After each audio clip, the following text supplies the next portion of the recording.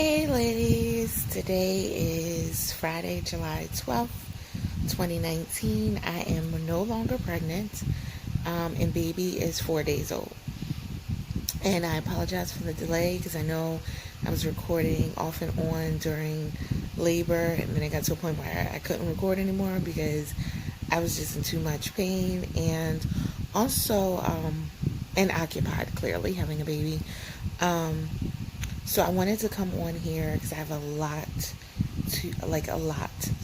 of topics I want to talk about, but I know I can't do them all in one video. Um, so I'm gonna try to break this up based on topics or something like that because I just have so much to talk to you guys about. I don't know. It's for those of you who have done it before, it's completely undescribable, but for those of you who are doing it very soon, you will surely know what I'm talking about. But so I wanted to just update you on what happened after my last video. So this is kind of like my labor story or labor and delivery story, although you did get part of it as it was going on. It's like the conclusion of my labor and delivery story, and hopefully I can add on the gender reveal, since now we do know what the baby is and the baby's name. But knowing me, I'm so out of it at this point, I might slip up and just say the gender before I even get to the gender reveal part of it. So first, I did not do any makeup. I haven't worn makeup since last Friday, which was July 5th. I was going to do it on July 6th so I can be pretty in my videos as I tried to record. I was going to do it throughout the labor, or have it on throughout the labor, so in that first video, the first family photos after the baby was born, I could look, I know people talk about looking all done up and having their makeup on, but you know what, I have tried to keep it real with you guys since the very beginning. Sorry, I just want to maneuver. I'm home, clearly, laying in bed, and the baby is with my husband, which is why I'm able to even have time to record this. But so yes, I tried to keep it real with you guys the entire time, so I'm keeping it real now. I am not interested in any makeup. Now, if you are able to pull that off and you can do some, even something some liner or whatever you wear, mascara or whatever, lipstick. I mean, plenty of women do it, and they probably really look nice when they do it, and maybe I should have done it, but I didn't. And as you can tell, I'm still not doing it because the first few days after a baby is born is crazy. I can only speak for the first few days. I hear it gets better. I can't speak to that yet, but it's crazy. So so putting on makeup to record a video, which would have been my only purpose to do it, was not wise. So I wanted to keep it real with you guys. That is that. So yeah. So that explains the haggard, tired look that I will probably be sporting for a while. But at very least today. So what happened? So I don't really, a while back I told you guys, and you may already be aware that there is a hormone, I think it's oxytocin, but I'm not sure, that your body produces that makes you forget childbirth or the pain of it, the intensity of the pain. And to be honest, I know it's a real thing, but I do think I could already be suffering from those effects. So that's why I wanted to, although it's been a few days now since that happened, I wanted to kind of memorialize this because I don't want to forget. So it was actually pretty horrible. Let me see, where do I start? Okay. So I did get an epidural. I probably told you that in one of those videos. I honestly don't know what I told you in those videos, and I didn't go back to rewatch them. But I did get an epidural. It never took. Let me not lie. It took in the very beginning. I had to get induced, as you know. They did that balloon thing with the cervix to help open and dilate my cervix. They they told me that if I was open to pain management, which I definitely was, that I should get it before they do that, because that can be quite painful. Otherwise, you just ride it out. So I was all about getting the epidural. I did get the epidural prior to the balloon being placed. So I didn't, and the initial dosage of the epidural that they give you, the test dosage and all that, is a higher dosage, right? And so they gave me that, and I could feel my legs getting kind of like tingly, kind of like that Novocaine dentist. If you ever had a filling in your teeth, that Novocaine gets like cold and tingly in your lips or gum or whatever. It's a similar feeling for your legs. It's kind of weird. It's hard to describe until you feel it. And I could feel that, and my legs were getting kind of like numb and harder to. Now you couldn't move them. You can move them, but like just heavier. Let me put it that way. And that lasted long enough for me to get the balloon. So thank God for that. I felt with the balloon, I felt a lot of pressure. They filled the balloon up with, I don't know if it was water or saline, like 80, I don't know, cc's or something, milligrams, milliliters, something. It was a lot they put in the balloon. And so they put the balloon in when it's not inflated, and then they inflate it with all this liquid inside you. So yeah, think about that. It could be very painful.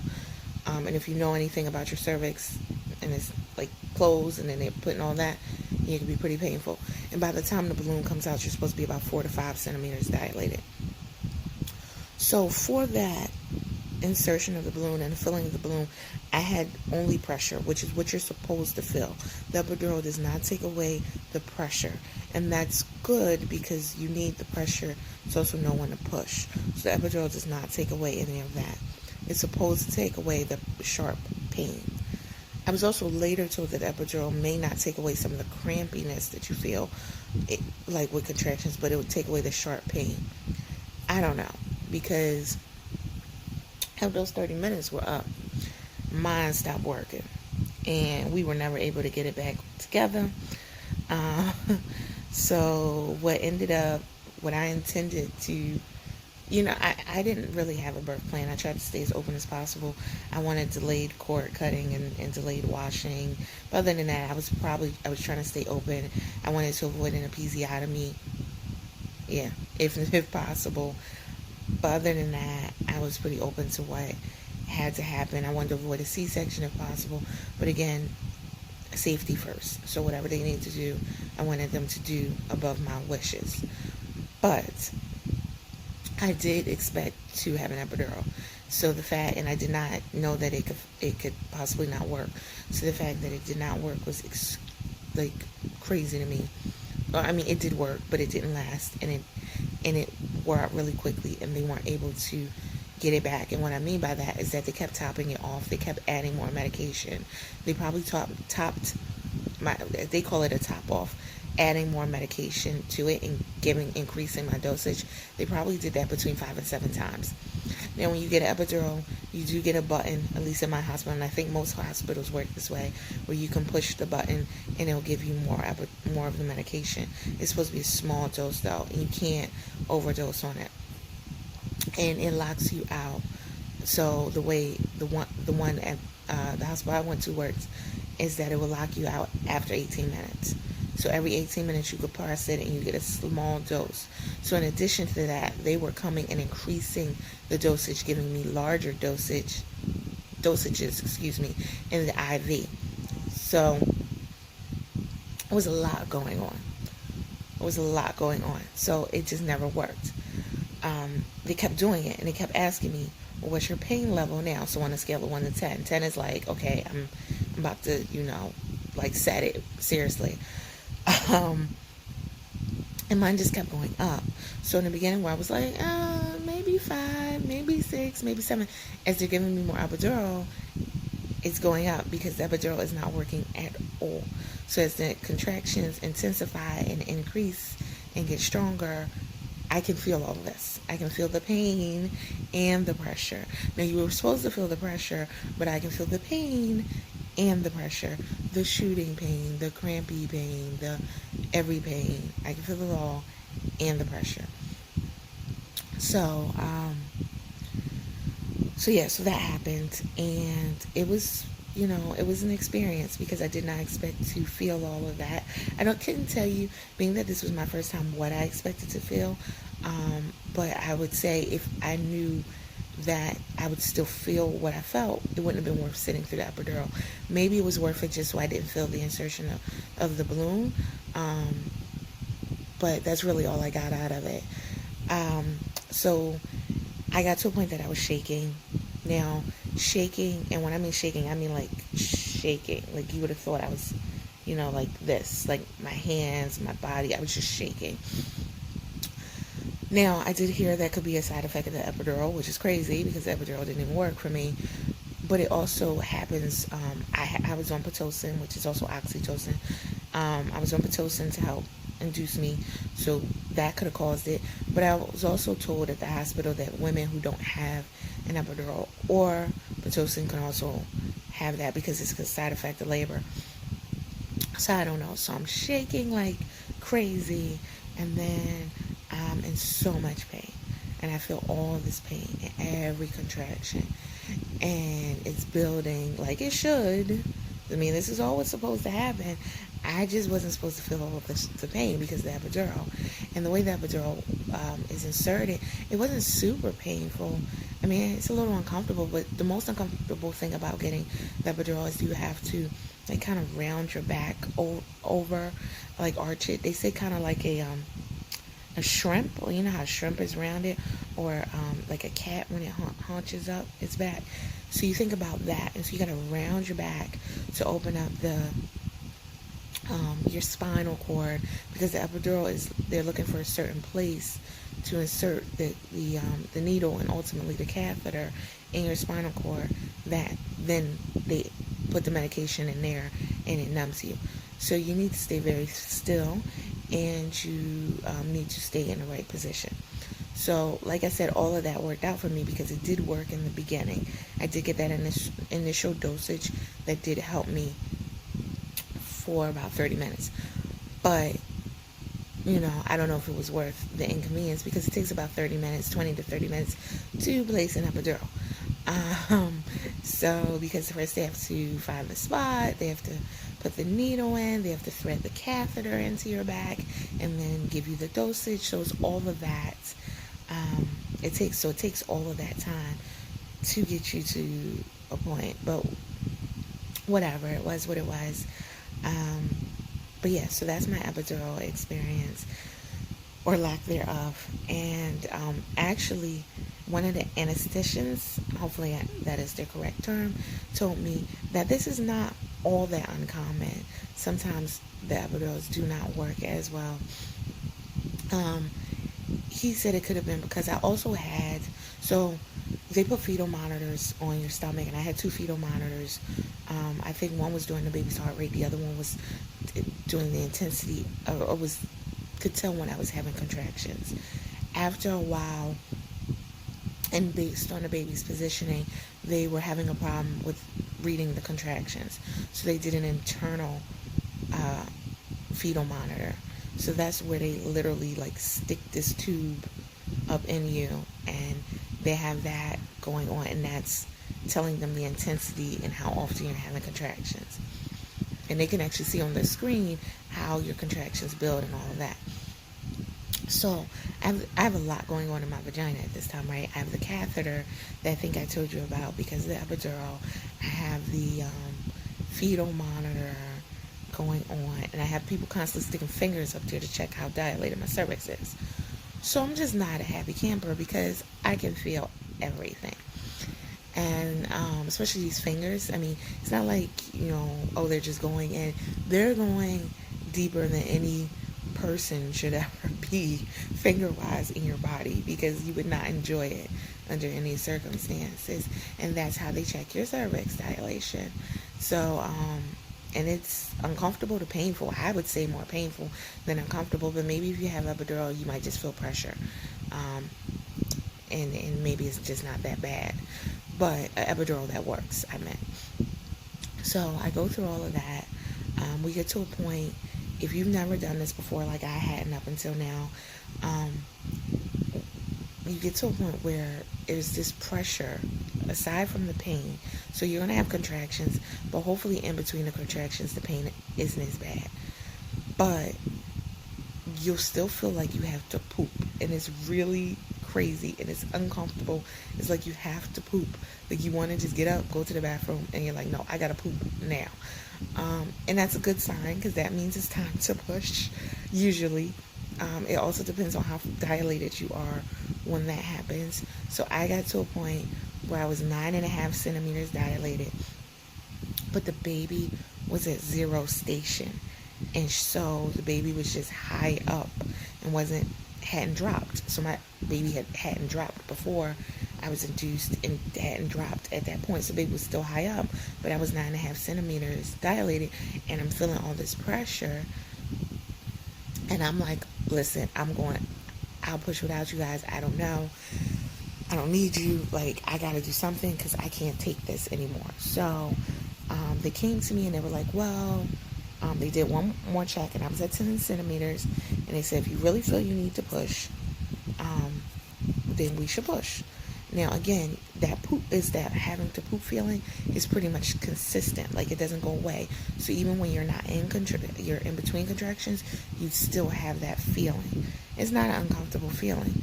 And this is why most women, or a lot of women, do poop during childbirth, because they're the same muscles. So it's really like you are really constipated and you gotta poop and you gotta use the same muscles. And it's crazy. So if you know what that feels like and you haven't had your baby yet, you still don't know what it feels like, because even my describing it doesn't do it justice. If you've had a baby vaginally already, then you totally get it. And it's crazy. It's just crazy that our bodies work like that. But anyway, so they come in and they're like, well, you're 0 station, the baby's at 0 station, but you are now 10 centimeters dilated. Now, I was kind of pissed off at 9.5 centimeters because I'm in excruciating pain, I'm shaking, and they're all out of the room. Only people in the room are me and my husband. They're kind of like, oh, going about their business, because I'm not quite there yet, and I'm ready to kill somebody, everybody, actually. So I start yelling, where are they? Where's my doctor? Where the F are people? And I had been holding it together up until that point, really, and I still think I was pretty good. But I just, you're in pain, and when you're not in pain, you have to poop. It's weird. There's no comfort. There's no moment of comfort at all. And I wanted my doctor. I couldn't understand why my doctor wasn't there yet. My doctor actually was on call that day, and she did end up delivering the baby, but I couldn't understand why she wasn't there. And I'm like, listen. So then finally the RN came back, and she said, and the PA and the physician assistant, I think that's what a PA stands for, they are amazing. They do a lot more than I even realized. She came in, and they were like, okay, she checked again. I was at 10 centimeters, and again, her checking wasn't comfortable. She said, okay, although the baby's at 0 station, let's push. And this, what she told me, though, was that first-time moms sometimes can push up to 3 hours. And so they wanted the baby to move down so that I wasn't pushing as long. But because of the intensity of the pain and the strong urge to poop, I was just like, let's just start pushing. Because honestly, pushing felt better than the contractions. But my doctor wasn't there, and I was under the impression that my doctor would be there before I start pushing. But I was wrong. So what I learned is that I could have done the whole thing without my doctor, because I had the RN and the PAs, because they really did the delivery. And so I was really shocked about that. I'm going to be honest. I still liked my doctor. I saw her throughout the entire pregnancy, but it's weird how little she was needed. Although she was needed at one point during the end, but it's weird how little she was needed here. So, start pushing.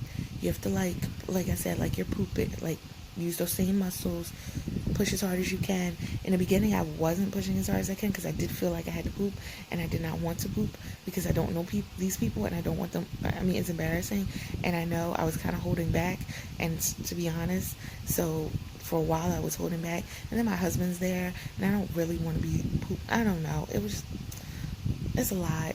it's a lot. I just felt subconscious. You got everybody in the world looking at you. I just didn't want to poop. I know it happens. They literally say shit happens, but I just didn't want to, so I was holding back. Although I was pushing, I wasn't pushing as hard as I could. And I probably should have, but I just wasn't in the beginning. And then, but I did get there. I did get there because the baby got out vaginally. But I'm pushing and they're showing, the head, and they're telling me the hair. And I was like, you can see the hair. Eventually, you get to a point where the baby does move down and they can start seeing the hair. One thing I didn't like is that this PA had her fingers and she was like using her fingers to like open up the area with the perineum and labia and all that while this is going on. So every time I pushed, her fingers were in me helping guide or open or whatever she was doing. And I'd actually asked her like several times to take it out because annoying the hell out of me, and they were uncomfortable, and I could feel everything. So you're pushing this, you're having contraction, you have a head coming down and somebody's fingers going up. I was like, listen, it's a lot. But she never stopped. She never listened to me, and she probably knew better than I did, and it's probably because she didn't listen to me. So the way you push, I would push and they would count to 10, and you hold, you take a deep breath and you hold it and push down, bear down for the count of 10, and then you let go. And I do that 3 or 4 times in a row. I think sometimes 5 times. It really depends on how much you can bear it. But I do it, I don't know, it just kept happening because these contractions come in waves and you keep pushing and bearing down. And in between the count of 10, so it'd be like, like I said, 3 or 4 times, they would count to 10 when you're bearing down. They gave me oxygen so I could, because it's exhausting. Like, it's like a huge workout, and you put the oxygen on. At least this is what they did for me. I don't know if they'll always do it or if you're going to need it. Of every experience is like that, but to just kind of catch my breath in between, because after a while it was like, this is crazy. So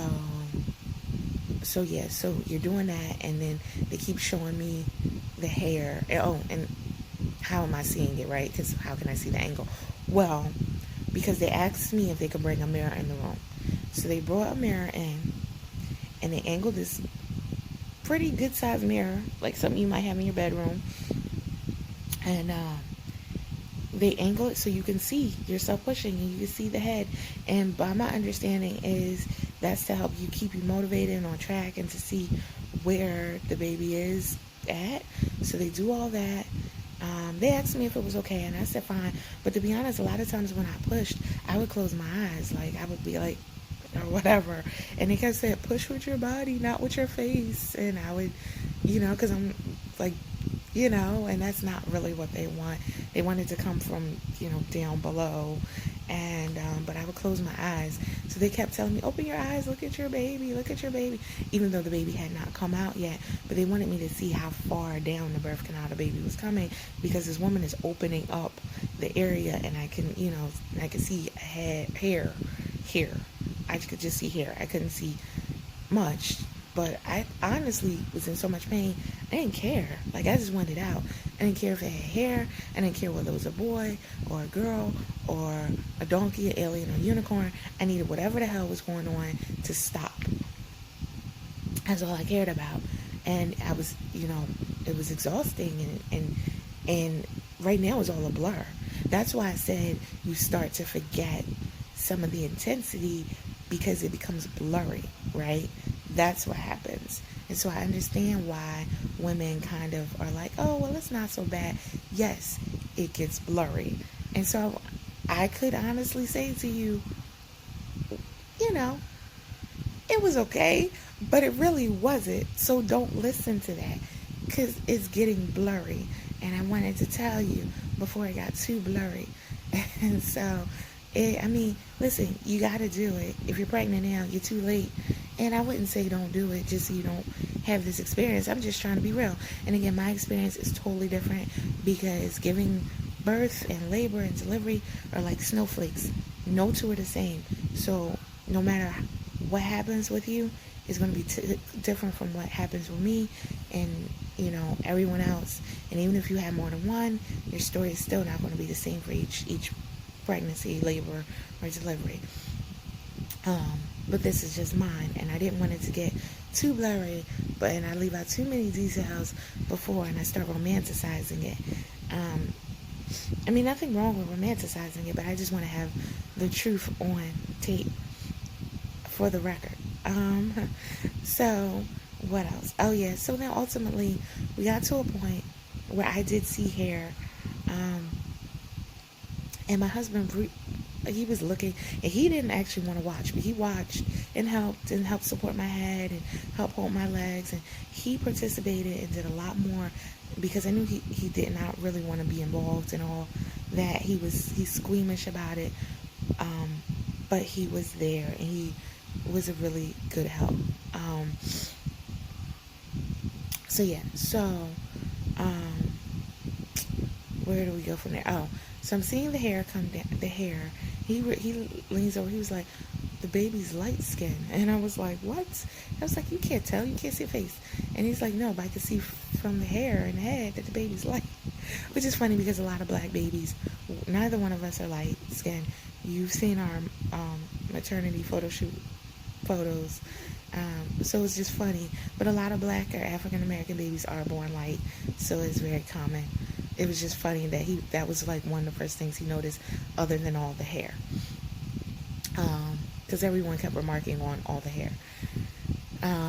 So yeah, so we got that point. So I'm pushing. Then finally, my doctor comes in the room, like, ta-da, like she gonna save the day. And they're like, "Oh, your doctor's here. Oh, it's serious now. The babies are almost here. Just a few more pushes." And I'm like, "Yeah, you've been saying a few more pushes for a while. I don't believe you. I can't do this." Like, I'm just, beyond crazy at this point. Hey, sorry about that. I had to take a quick break to check on the baby. I heard some crying, and although the baby's with my husband, I just wanted, we're still figuring all this out. Anyway, so as I was saying, so the doctor comes in and she's acting like she's gonna, like, I don't know, save the day, and they're like, "Oh, it's getting serious now. Doctor's here. Dr. Daly's here." So I'm still pushing, and then a few minutes later, they take I mean, I don't know what she did, quite honestly. She came in, but I don't really recall her doing much at that point. She put her scrubs on, though. She put her scrubs on. She put her mask on. Prior to me, and I forgot to say this part, prior to me even starting pushing, they had set up the delivery table with all the instruments and knives and scissors and all that and sterile stuff, and it looks very operating room-like and scary and serious. He did all that. She comes in finally towards the end, and she puts her mask on and got the thing on her shoes, and like she looked like she about to perform surgery. And I'm just like, okay, but I'm kind of noticing that, and then I'm, pushing. And so at like a few minutes after she gets in, they take the mirror away, like the PA in this like professional move. She flips it, pushes it, rolls across the room. I didn't ask him to take it away. I didn't ask him to bring it. It was their idea to give me a mirror. It was their idea wanting to take it away. Now I realize why they took it away, because they don't want you to see what happens at that point when you really are, when the baby really is coming out. So they took it away. And the baby was a lot closer than what I realized at that time, because they had been telling me I was close for a while, so I really didn't know or really believe them, but I knew I just had to keep pushing. And so we get to a point where I'm pushing, and they had pulled the stirrups out, because for the majority of the time I was pushing, I wasn't using stirrups. They were holding my legs, and my husband was holding, and I was holding my own legs, but I wasn't using stirrups. So we got to a point that they they had my feet in the stirrups, and and then finally, I could see, now mind you, just from looking down, because they took the mirror, I could see the top of the head coming out. And you can, and the PA says to me, they're counting, right? Because I'm pushing, so they're doing their 10 count, 1, 2, 3, you know, you guys know how to count to 10, right? And then before she got to 10, she said, so stop. She was probably like at 5 or 7. She said, stop, hold it. And this is the PA talking. Hold it, hold it. And she says, just breathe, stop pushing for 5. So she counts to 5 slowly. And then she says, okay, you can push now. While she's counting to 5, I'm like, wait, no, don't tell me to stop, because there's like this burning sensation. And I think that's what they call the ring of fire. Now, either it wasn't terribly bad, or I don't remember it to be as bad, because it's gotten fuzzy. I can't tell you whether it was really bad or whether I just don't remember it to be as bad. It's going to vary for each woman, but that's the ring of fire when the baby's head is actually coming out and stretching through your cervix, I guess. And but I could see it. It's crazy. Like your legs are all pushed back, and you can see just from looking down. You don't need a mirror at that point. See the head coming out. So after she counted to 5 and she was saying breathe, she said go ahead and push. I pushed for a few seconds, and the baby was out. Like, they grabbed the baby and they put her on. Oh, there you go. They put it on my chest. So there you go. I knew I would mess up at some point. So it's a girl, by the way. But anyway, I'm still telling my story. So they put her on my chest. But before that, the nurse says, do you want the baby on your chest? So they kind of, I'm all undressed. Listen, you can have no modesty in this. Like, there's no modesty. Everybody's going to be looking at your vagina, sticking their fingers in there. You can have no modesty. It's like, if, you know, it's one of those things where that all goes out the door. So, you know, my chest was already kind of exposed, and everything below was exposed. So, you know, so the baby comes out, and they put her on my stomach area, and she's covered in the vernix, which is that white cheesy, cream cheesy looking stuff, and they're rubbing her, and she starts crying. Now, no one knows it's a girl now, because they just took her straight out and put her on me. No one looked. Now, my doctor knew, I'm sure. And maybe they all knew because they knew it was in the file. But no one had looked. So then they're like, oh, wait, what is it? What is it? So they say to me, you want to see? And I'm like, sure. So they try to, and I can't do it. And, you know, they hold the baby. And I look, and I'm so out of it. I'm like, I don't know what it is. And I really was like, I can't tell. The umbilical cord is in the way. I honestly thought it was a boy. I did. I really thought it was a boy, because, and this might sound silly, I haven't seen a lot of newborn female vaginas, and they're swollen in a different way, and with the umbilical cord there and everything, I thought she was a boy. Whatever, silly me. I was quite out of it at that time. I really thought she was a boy until I said, I don't know, and they turned her around, looked at her themselves, and said, it's a girl. And I was like, oh. So I was just out of it, I'm gonna be honest with you. And you would think that would be the end of the story. It's all great, right? It's kind of the end. What ended up happening, though, is I had a little bit of a complication after that. So the baby's on my stomach, and they're cleaning her off, and she is very light, but again, that happens. And they're cleaning her off. And it's been 4 days or 5 days, something like that. She's already gotten a little bit of color, so that's normal. But anyway, they're cleaning her off, and I'm still feeling pain, and they're, you know, trying to deliver the placenta, and I'm not really sure what they tried, because I'm like, you know, trying to focus on the baby. I'm trying to put my hand on, hold the baby, because she's on my chest, not even on my chest, like kind of like below my breast area, I guess on my stomach, but higher up maybe. But they didn't try to latch her, and I think they would have, and I think that is what I wanted, and they hadn't cut the cord yet, because remember, I asked for delayed cutting, and they didn't try to latch her, and I'm feeling this pain, and unfortunately, they weren't able to deliver the placenta the normal way.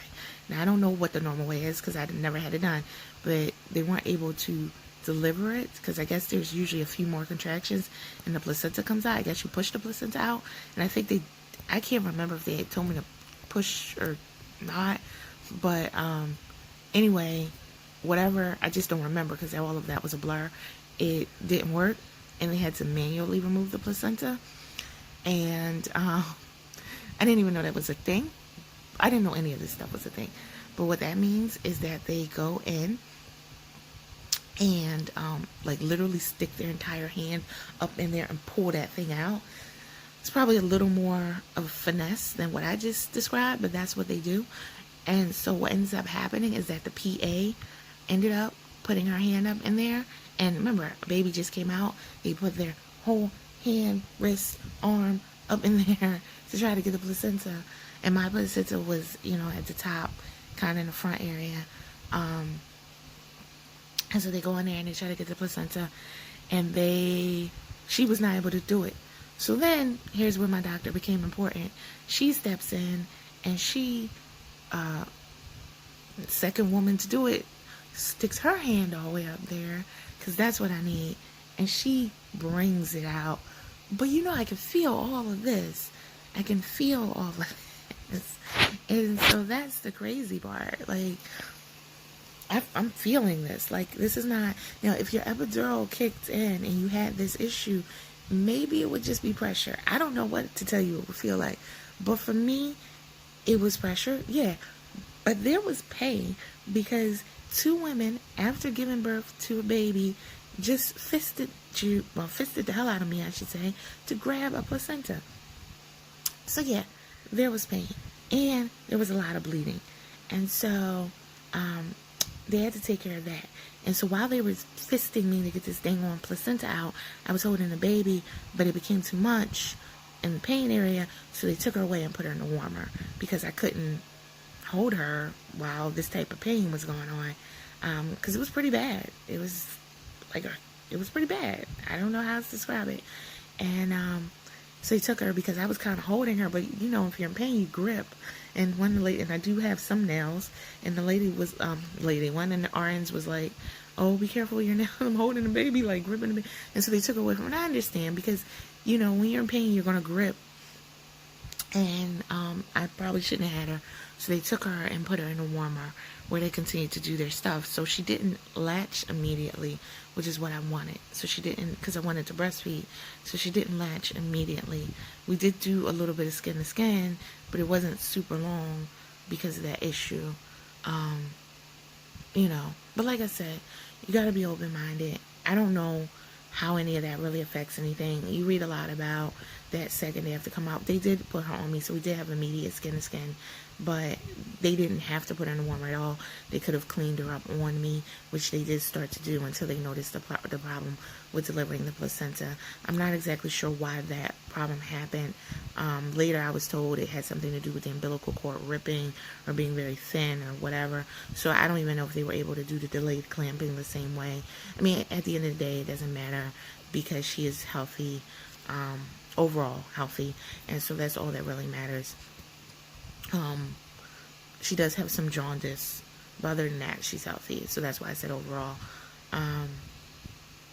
But yeah, so that's really my labor story. And there was a lot of bleeding. And then there came the postpartum hemorrhage.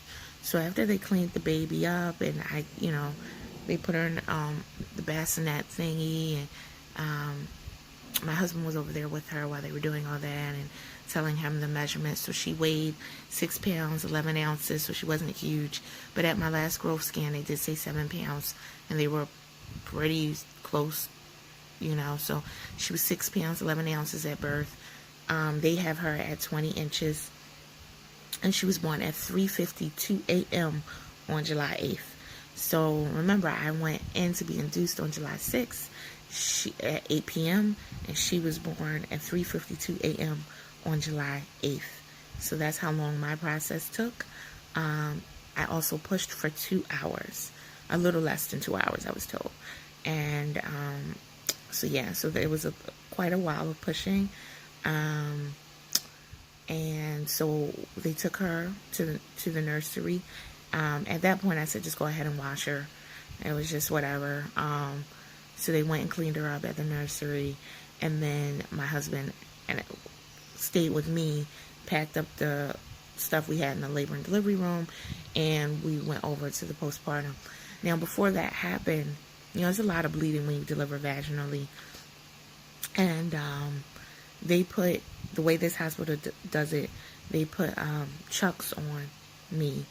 Now those are like those dog pads. Well, I actually buy chucks to use for pads for my dogs to pee on, but in hospitals and nursing homes, they put them on beds for like leakages and stuff like that.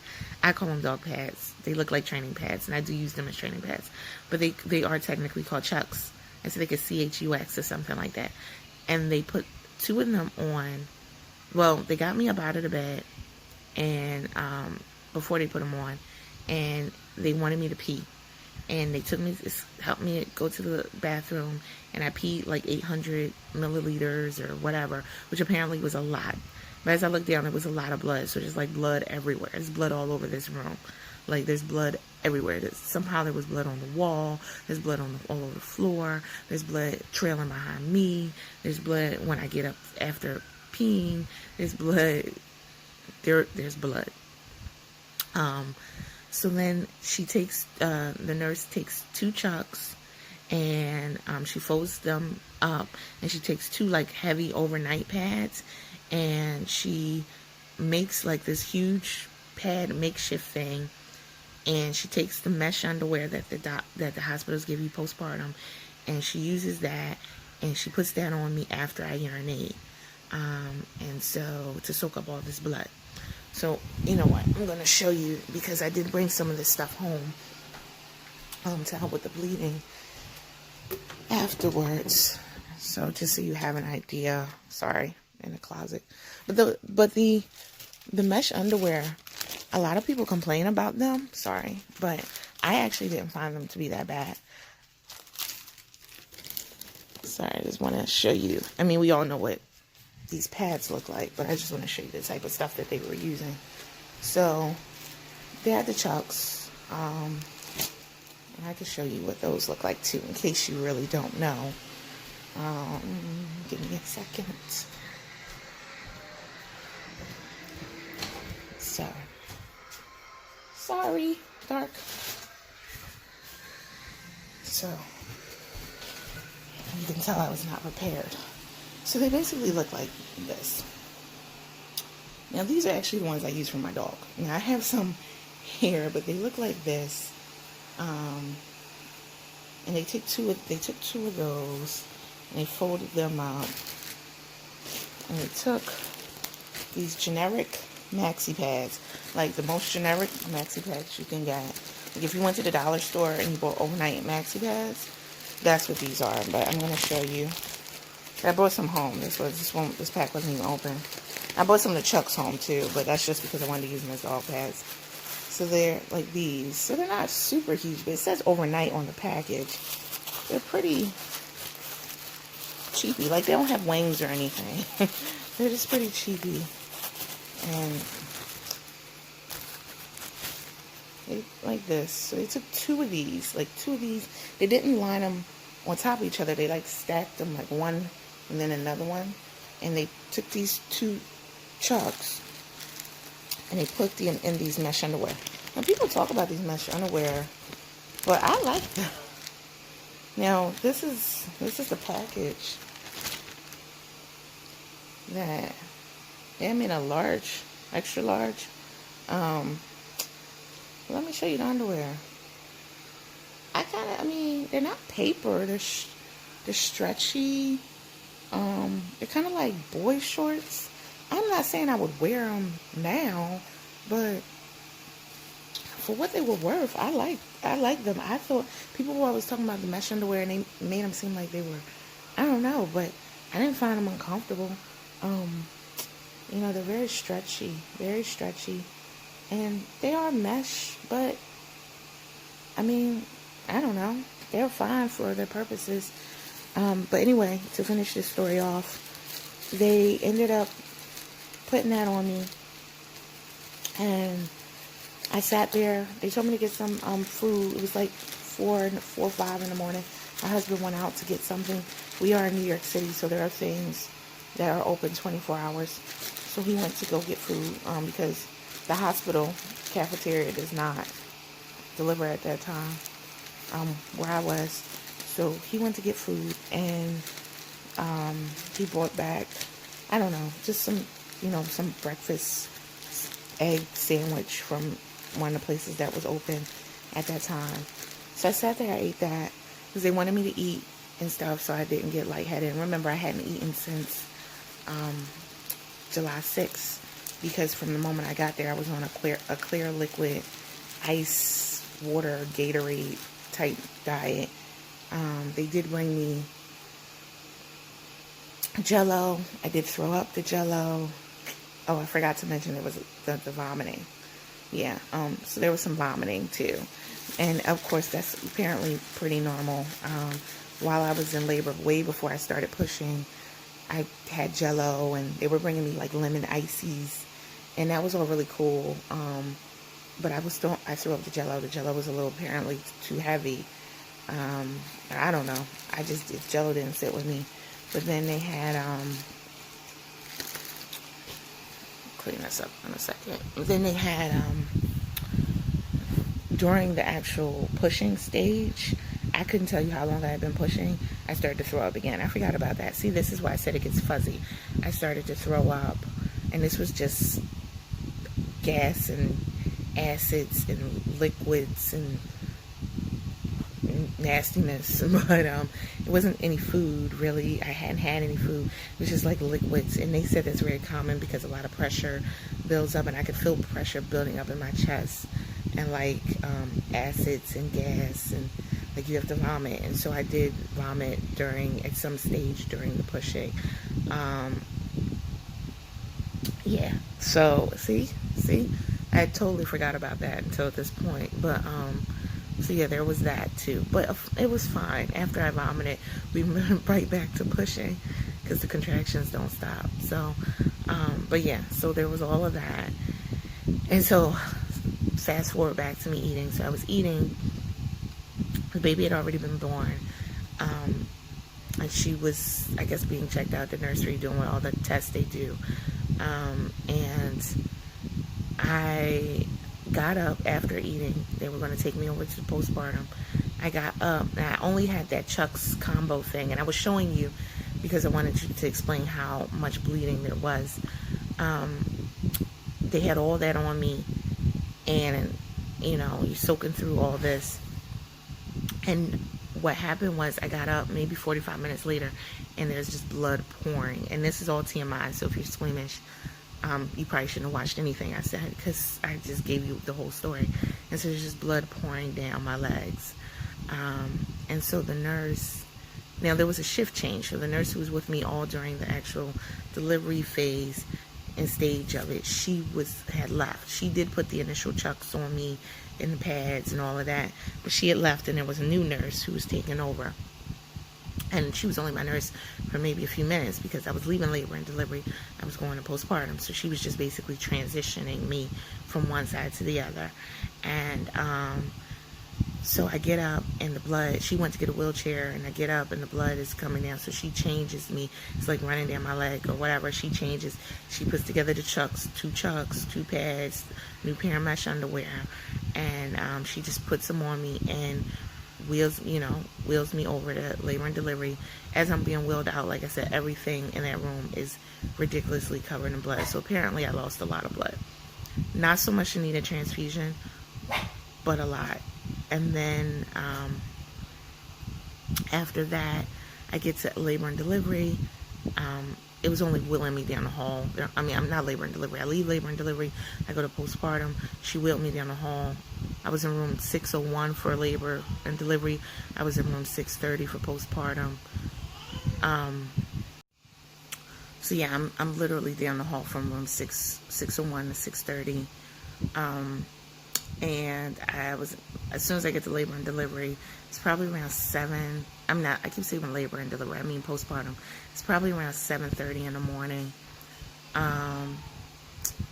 It's like 7:30 in the morning. I'm sorry, I don't know if you hear the baby crying, but it's distracting me.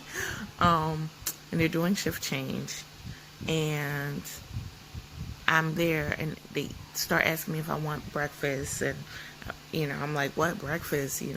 I just eaten, but I was still going to order breakfast. So, I'm just trying to figure all that stuff out. But I sat there for maybe, I don't know, half an hour. I got up to go to the bathroom again. I had to pee again, and blood is just pouring down my legs. So they had put in the room already chucks and those maxi pads and no mesh underwear. So I just went ahead, unassisted. I didn't tell anybody. I thought it was normal. I didn't know. So don't be me. And that's what I'm telling you. I just went ahead and changed it and threw what I had wet on away, which was completely soaked. It soaked into the bed. I was sitting on the bed. It soaked into the bed. It soaked into the gown. It soaked into everything. But I threw the pads and stuff away, and kind of moved stuff around. I had just gotten there, and I had a really bad nurse probably the nurse who dropped me off. See, the problem is they shouldn't have been doing things during shift change, because the nurse that dropped me off just literally dropped me off, and then she didn't convey anything about bleeding. She just changed it and dropped me off because it was shift change. And then the next nurse, she no one conveyed anything to anyone. And then the nurse I ended up getting, who was going to be my nurse for the bulk of the day until the night nurse came on, was a B, and I didn't really like her because she got an attitude because my husband was laying in the bed doing skin to skin with the baby, because they had brought her over from the nursery shortly after I got to the postpartum room, and he picked her up and doing skin to skin because I was kind of out of it, and I had ordered breakfast, and I was still eating, so I was eating that stuff too. And while I'm doing that, he was just holding the baby doing skin to skin, but like kind of laying in the bed. So she came over and saw him doing that. He's had his shirt off, but not big deal. But he was under the cover, like he had the cover over the baby's blanket or cover over them. And she's like, oh my God, Daddy can't be in the bed. You can't be in the bed. And I'm like, are you serious? Like, he's just doing skin to skin, which you guys say is really important. And you say you're promoting, and you're saying Daddy should be doing it too. And he's just doing that. And the first thing you start doing is yelling about him being in the bed. So then she comes over to me and she says, and he wasn't even really in the bed. He was just, but anyway, it doesn't matter. So she comes over to me and she's going through the medications that they told me, that they had told her I would be on, and all of this. And I said, okay, yeah, that's great. And went through it. I confirmed everything. And then I asked her, I said, I want a new nurse. I said, I just don't feel like after that experience, after all of that, something being joyous or supposed to be joyous, for you to come off like that. And so she apologized and said it wouldn't happen again. She didn't want me to replace her or report her. And so she apologized. She got my meds. She did all that, and then she left. And quite honestly, I did not see her for the rest of the day. But it was fine because there were a whole host of other terrific nurses there, which is one bad apple from what I can tell. But everyone else was amazing, especially because I ended up having a hemorrhage, which did not get diagnosed for a little while because I was sitting on it, not realizing that's what was going on. And no one, my nurse wasn't checking on me. And the nurse who took me from labor and delivery, the one who was my nurse for like 5 minutes, she should have suspected that, but she just brought me over. And there was a lot of lack of communication because they brought me over during shift change. Maybe they shouldn't have. Maybe they should have waited until everyone got situated to bring me over, but they didn't. Probably because they needed that labor and delivery room. I don't really know. But what ended up happening was that I wanted to get up again, and I got up, and there was blood pouring down. But then people witnessed it, and they were like, wait, how long have you been bleeding like that? Why are you bleeding like that? You shouldn't be soaking through more than, I think it was like that combination. Like, I think it was like, you shouldn't be going through that more than one pad an hour or something like that. And I was going through, I believe that's normal, one pad an hour. And I was going through, and even with that, I don't think it was supposed to be soaked the way my stuff was soaked. Like I was soaking through these things to the point that it was just, leaking everywhere, and it was like it was a crime scene anywhere I went. And they noticed that, and then everyone like sprang to action.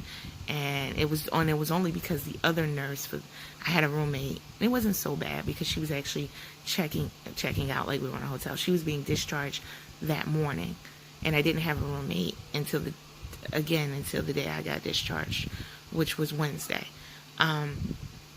But she got discharged that morning, and then the room was pretty much empty. It was empty other than us. And so it was pretty much like a private room the bulk of the time. And so I only shared my room with her for like maybe 2 hours. And then I got another roommate who I shared the room with later for like 2 hours because I was discharged. But she, the other nurse noticed I got up to go to the bathroom again. I peed really well, which is apparently a good sign because sometimes after giving birth vaginally, you can't, urinate. But she noticed all the blood. And I got up, and everyone's noticing all this blood. And they then sprung to action and realized that I was apparently hemorrhaging. And, so I'm like laying there dying. Now, I could be exaggerating. Maybe I wasn't dying, but I did have a postpartum hemorrhage. And, and all my nurse could worry about was why my husband's in bed doing skin to skin with her newborn. So then they had asked me how many times it happened. By that time, I'd probably already changed myself twice.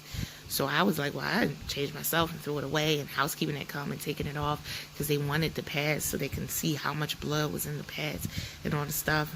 And they were like, you've been soaking through these twice and you didn't say anything. And I said, well, it started in labor and delivery, and they didn't say anything, so I thought it was normal. And no one told me how much I should be bleeding, and no one told me what wasn't normal. So when they just changed it, I thought that's what they did. You put this stuff in my room. I thought you just wanted me to change. I don't know. I was also, had just given birth, so maybe that wasn't the smartest way to act, but that is what happened. And then after that, they came, they changed me again. They ended up changing my bed stuff. They gave everything, I had clean gowns. They told the labor and delivery I had a PA come over. I don't know the difference between a PA and a doctor, but these PAs, I know they're not doctors, but they're tremendous. Like, they're tremendous. And they came over and they checked, and they did ultrasounds on me to see if they left any of the placenta in when they did the manual extraction. And they did not. They did that twice because the blood wouldn't stop for a while, and then, or even slow down. Like, of course, bleeding is normal. There is going to be blood, but the amount of blood that was happening just wasn't normal. So they did an ultrasound. They checked, me manually. So here I am now remember, I had all this stuff, given birth, been fisted twice, all of this. They're now sticking their fingers back up there to check, hands back up there to check, to see how my cervix, my uterus contracted really quickly, actually. My stomach is not back to normal, but it's like, so it's like 80%, I'm thinking, well, I don't know, but it's so much better than what it was. And that happened very quickly for me. And I know that's not very common, so I'm actually kind of happy about that. That's one good thing. They ended up giving me another full bag of Pitocin to create uterine contractions because they were hoping that would help stop the blood flow, because I just kept bleeding, and it was just bleeding constantly. They were trying to get to a point. They didn't want to, if I needed a transfusion, they would have done it. But I didn't get to that point because I didn't feel lightheaded. And they checked my iron levels and all of that. And I was still fine. I just kept bleeding. And then they ended up giving me, because the blood didn't stop with the Pitocin, so they ended up giving me these pills that they have to stick in your butt, okay? They stick them up your rectum. And they put 2 pills. Now, here I am. First, they checked vaginally.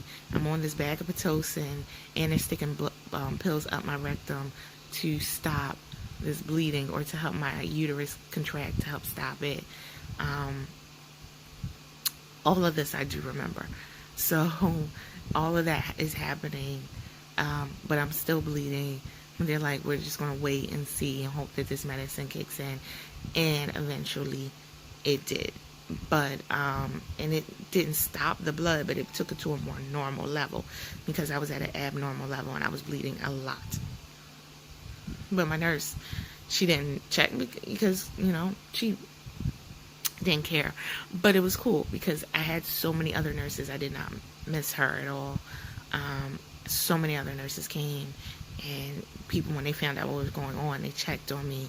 They constantly checked on me. Not just my nurse, the the various assistants. They brought me everything.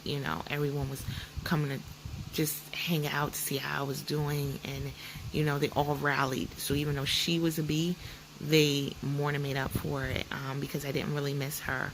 Not really, I didn't miss her at all. The only thing was, I think, because she wasn't coming to my room, because she was mad that I was upset that she would yell at him for doing skin to skin, even though she didn't want me to report her, but she never came back. She said, "Oh, I'm sorry, it won't happen again, I'll be better." And then I guess she felt like, yeah, it won't happen again because I'm never coming back to see you. And it was delayed in being diagnosed, I think, because she probably would have noticed, or we would have talked about it or something, but she wasn't checking on me. So, yeah, there was that. But it's fine now. My iron levels are okay. I am on an iron supplement, but I think that's very common. I'm not even on that high of a dosage. The bleeding, I'm still bleeding, but it's it's, now it's just like a period, like not a heavy period. It's not even a heavy period anymore for me. It's kind of like medium flow period. I did buy, and this was another thing, I had bought some of those always discreet depend type things to wear because I wasn't sure. I had bought them before I went to the hospital, and I didn't, I heard such bad things about this mesh underwear that I bought those, and I was soaking through those. I had started lining the chucks in those with the pads and all that, so I was soaking through all of that, like the pins, the chucks, the pads. I mean, it was bad. And my family had come to see the baby. My husband's there, so they were all really worried for a while, but it worked out. I'm okay. But that's it. And listen, no story is perfect.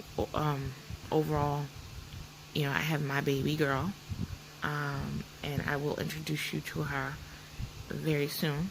But overall, it was, this was the experience. And I mean, there's so many emotions. It's so hard to describe. You can't. And it's going to be different for everybody. And the way you feel about your baby, the way you feel about everything, from breastfeeding, because I actually can breastfeed. I didn't know if I could because of my breast reduction, but I actually do produce milk. I produced colostrum, and now I'm transitioning from colostrum, I think, to milk at this point. But there's so much, and that's why I said so much stuff I want to talk to you about. And I know I made this video long. Sorry. And I'll have to put the other video, the other topics like breastfeeding and her issues with jaundice that we're still struggling with, and just how you feel emotionally. She was born on Monday. Today is now Friday. So I'm in this, this emotional, hormonal part of the process. So many things I want to talk to you about. I want to show you all the stuff I brought back from the hospital, and what I brought to the hospital, and what I actually used, because I know I was asked whether I was going to do a what's in my hospital bag video, which I did not do, and I didn't use 90% of what was in my bag. But I still, I'll tell you what was in there. I'll show you what I brought back, but in a separate video. But I just wanted to share my labor experience in this one. And it was well worth it. I have a truly amazing baby girl. I can't explain how that feels, other than I can say short answer is, I look at her, she's amazing. I just look at this face and I'm just like, how is this even possible? How did I make this? Where were you I mean, I know where you were, but how is this possible? It still seems magical in a weird way. And I look at her and she makes all her little faces all the time. And it explains a lot with some of her ultrasound pictures, because she looks like her ultrasound pictures. It's funny. I didn't think she did, but she does. I didn't think she would, because when I looked at the ultrasound pictures, I thought the baby looked kind of crazy. But she makes a lot of weird faces. She's very expressive. And but it's just amazing. You look at this baby and you're just like, wow, I did this. So there's that. But then at the same time, I kind of miss being pregnant.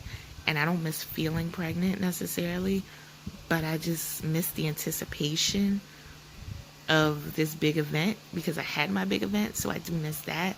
And maybe that's weird. So there's just so much.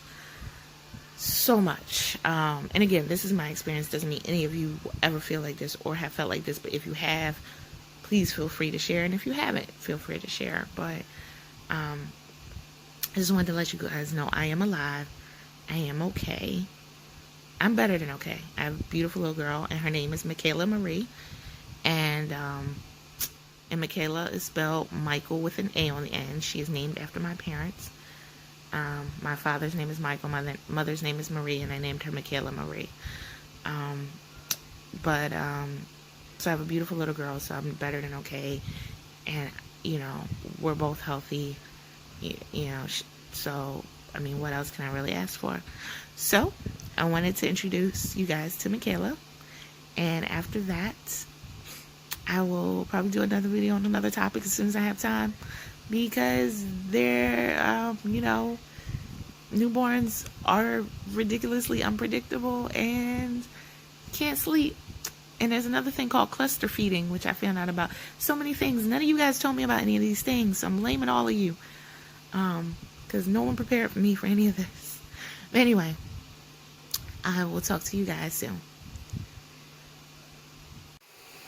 Here's Michaela Marie, born on July 8th at 3:52 a.m.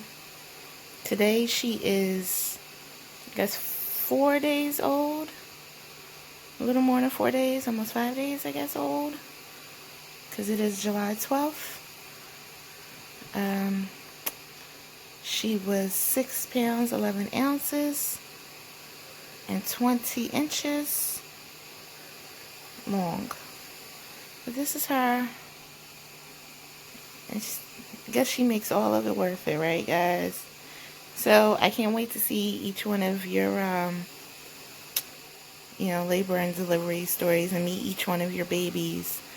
But just wanted to introduce you to Michaela. And so she sleep, which is the way we like it. But here she is. Alright, I will talk to you soon. She's not doing anything, but, wave bye. I don't know. It's not really doing much, which is pretty normal for newborns, but this is her, my little princess. And, of course, she's in teal because I did not know the gender, so it's not anything specific. This is also a size 0 to 3 months, so it's a little big on her because she was smaller than we anticipated. But anyway, alright guys, I will talk to you very soon.